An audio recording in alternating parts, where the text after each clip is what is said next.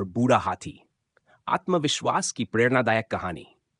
घने जंगल में एक शेर राज करता था। वह बलशाली था और सभी जानवर उससे डरते थे।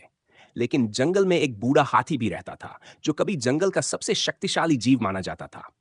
अब उसकी उम्र हो चुकी थी, लेकिन उसकी बुद्धिमानी पर सभी को विश्वास था।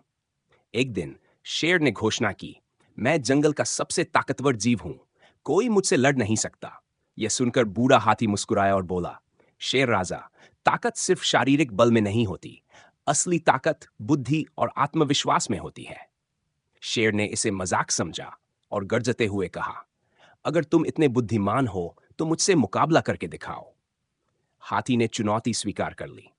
शेर ने हाथी से कहा, अगर तुम सच में मुझसे जीत सकते हो तो बिना लड़े मुझे हराकर दिखाओ। हाथी ने मुस्कुराते हुए एक तरकीब सोची। वह पास की एक दलदल वाली जगह पर गया और वहां खड़ा हो गया। शेर को उकसाते हुए बोला, अगर तुम सच में शक्तिशाली हो तो मुझे इस जगह पर आकर गिरा दो। शेर गुस्से में दौड़ा और हाथी की ओर झपटा, लेकिन जैसे ही उसने छलांग लगाई, वह दलदल में फंस गया। उसने बहुत कोशिश की, लेकिन जितना निकलने की कोशिश करता उतना ही धंसता गया। हाथी मुस्कुराया और बोला, राजा, शक्ति केवल बल में नहीं होती, बल्कि बुद्धि में भी होती है। आत्मविश्वास और सही सोच से हम बड़े से बड़े संकट से बच सकते हैं। शेर को अपनी गलती का एहसास हुआ और उसने हाथी से मदद मांगी।